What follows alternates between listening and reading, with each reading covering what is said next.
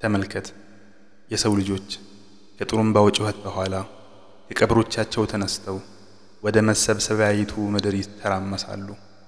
እርቃናም ባዶ እግርና ያልተገረዙ ሆነው ወደሚመነዱበት ሜዳ ይተማሉ።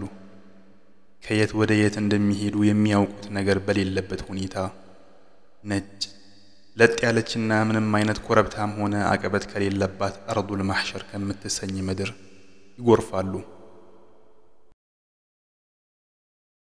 ከዝንተ ዓለም እስከ ዘለዓለም የነበሩ ፍጥረታትን በቅጽበታዊ ክስተት የሰበሰበ አላህ ጥራት ይገባው። አሁን ለጥ ያለች ምድር በአይነትም በይዘትም ንጽህት የሆነች ምድር አላህ ያልታመጸባትና ደሞች ያልፈሰሱባት ምድር ዛሬ ፍጥረታትን ለሸንጎ ልታዘጋጅ ሰብስባለች። ሰማይ የብርሃን ምንጩ የሆኑት ፀሐይና ከዋክብት ለክስተቱ ክብደት ተሰውረዋል። ብርሃኖቿ የተሰወሩባት ምድርም በጽልመት ታቃስታለች። በጽልመቱ ጉዞ እርቃናም የሰው ልጆች እየተተራመሱ ወደ መሰብሰቢያቸው ሲድሁ ድንገት ዓለሙ በከፍተኛ ድምጽ ይናወጣል። ሰማያት ተቀደዱ። ለዘመናት የመላእክት መኖሪያ የሆነው ሰማይ ከነግዝፈታቸው ችሎ የከረመው ሰማይ ዛሬ ላይ የጀባር ቁጣ ቢያስፈራው ድንገት ተሰነጠቀ። ያ ግዝፈቱና ስፋቱ እንዳንደርስ በአይናችን የአድማስን ግርጆ ሲከስትልን የነበረው ግዙፉ ሰማይ ዛሬ ላይ ሁኔታውን መቋቋም አቅቶት ሲሰባበርና ሲፈረካከስ ቆይቶ በመጨረሻም እንደ ጽጌረዳ ቅጠሎች ተበታትኖ የታረበ ቆዳ መስሏል።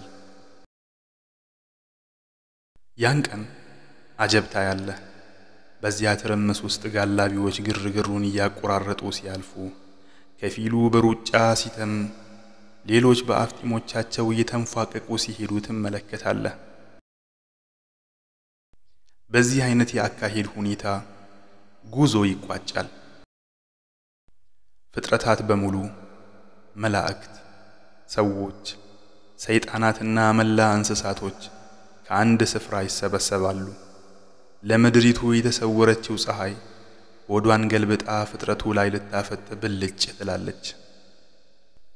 ፀሐይቱ የደጋን ጫፎችን ያህል ከፍጥረቱ ትቀርብና ፍጥረት የጥላን ምንነት እስኪረሳ ድረስ አናታቸውን ትማግድላቸዋለች። በዚህ የሐሩር ንዳድ ፍጥረቱ የላብ ውቅያኖስ መስርቶ ያለ ጀልባ ሲሰጥምበት እዚያ ማዶ ጌታቸው ዘንድ ከዙፋኑ ስር የተጠለሉ ቅሩባን ባሮች የፀሐይቱ ሐሩር ለልቅናቸው ያጎበደደ ይሆናል። በግርግሩና በትርምሱ መካከል የሚመነጩት የወበቅ ወላፈኖች ከፍራቻ ስሜቶች ጋር ተዳብለው የላቡን መጠን ይጨምሩታል። ከፊሉ እንደ ጎርፍ ጉልበቱ ድረስ በላብ ይጠመቃል። ሌላኛው እስከ ጭኑ ላብ ይዘዋል። ገሚሱ እስከ ጆሮው ድረስ የገዛ ላቡ ያጠምቀዋል። ያላደለው ደግሞ በገዛ ላቡ መላ ሱነቱ ሰጥሞ ሞትን ይመኛል።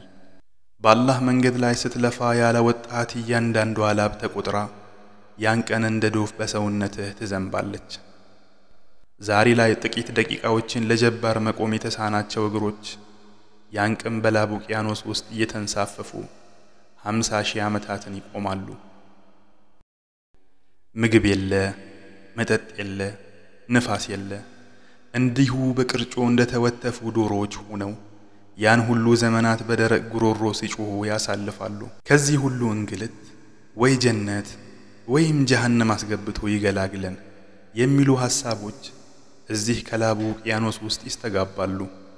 በአማላጅ አማካይነት ጌታችን መላ ይበለን የሚሉ መፍትሄ ፈላጊ ሰዎች የከበርት የአላህ ወዳጆች ዘንድ ሂደው ቢያግባቡም ነቢይ ሙርሰሎች በሙሉ ጀባር ተቆጥቷል፣ ዛሬ አልቀርበውም፣ እንዲያው ለነፍሴ ፈርቻለሁ በማለት ተስፋ ያስቆርጣሉ። ነቢያት የአላህ ወዳጆች ቀኑን ፈርተው ሲርበተበቱና ከአላህ ፊት መቅረብ አስፈርቷቸው ነፍሲ ነፍሲ ሲሉ ያን ቀን ፍጥረት ምንኛ ፍርሃት ይውጣው ይሆን? ነቢያት ሙርሰሎች በሚያዩት ነገር ተርበትብተው እገሌ ጋር ሂዱ፣ እገሌ ከኔ በላይ ለጀባር ቅርብ ነው እያሉ የነፍሳቸው ጉዳይ ባሳሰባቸው ቅጽበት እዚያ ማዶ ህዝቦቼ ህዝቦቼ እያለ የሚጣራ ነቢይ ይደመጣል። ሙሐመድ ሰለላሁ ዐለይሂ ወሰለም ዱንያ ላይ ሲላት የነበራትን ቃል ሙሐመድ ዛሬም ከተረመሱ ሜዳ ህዝቦቼ ህዝቦቼ እያለ ይጣራ ይዟል። ዱንያ ላይ ሲያምፁና ሲዘናጉ የከረሙ ብኩን እመቶቻቸውን የጀሃነም ነበልባል ደግሞአለሁ። ዱንያ ላይ ሲያምፁና ሲዘናጉ የከረሙ ብኩን እመታቸውንም የጀሃነም ነበልባል እንዳያገኝባቸው ነቢይ ሰለላሁ ዐለይሂ ወሰለም ህዝቤ ህዝቤ ይላሉ። በዚያ ቀን መላእክት ነቢያት ፈርተው ያልተጠጉትን ደጀ ዙፋን ነቢይ ሰለላሁ ዐለይሂ ወሰለም በተከበረች እግራቸው ረግጠው ምታሳሳ ግንባራቸውን ለስጁድ ይደፏታል። ሙሐመድ ሆይ ምን ፈልገህ ነው? ጠይቅ ይሰጣል። አማልትም አለዳለህ። ረብል ዒዛ ለነቢይ ሰለላሁ ዐለይሂ ወሰለም የሚጠይቃቸው ጥያቄ ነው። ነቢይም ግንባራቸውን ከደጀ ዙፋኑ ደፍተው ህዝቦቼ ህዝቦቼ በማለት ለጌታቸው አቤቱታ ያቀርባሉ።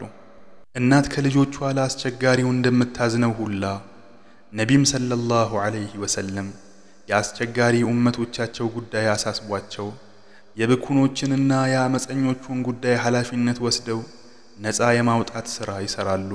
ይህም ብኩን ኡማ የጀሃነም አፍ ሳያስጥሉ ያን ቀን ነቢይ ሰለላሁ ዐለይሂ ወሰለም አያርፉም።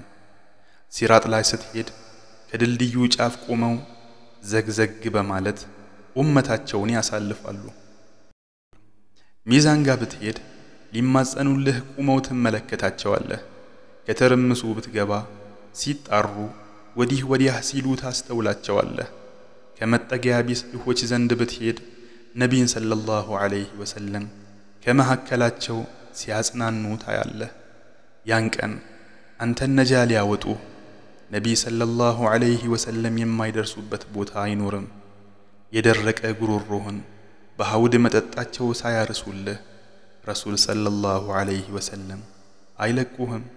ያን ቀን ነቢይ ሰለላሁ ዐለይሂ ወሰለም ኡመቲ ኡመቲ ሲሉ አላህም እዝነቴ እዝነቴ የሚልበት ዕለት ናት።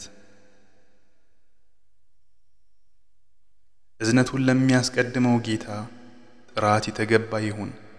ኡመታቸውንም ለሚያስቀድሙት ነቢይ ሰላትና ሰላም በሳቸው ላይ ይሁን።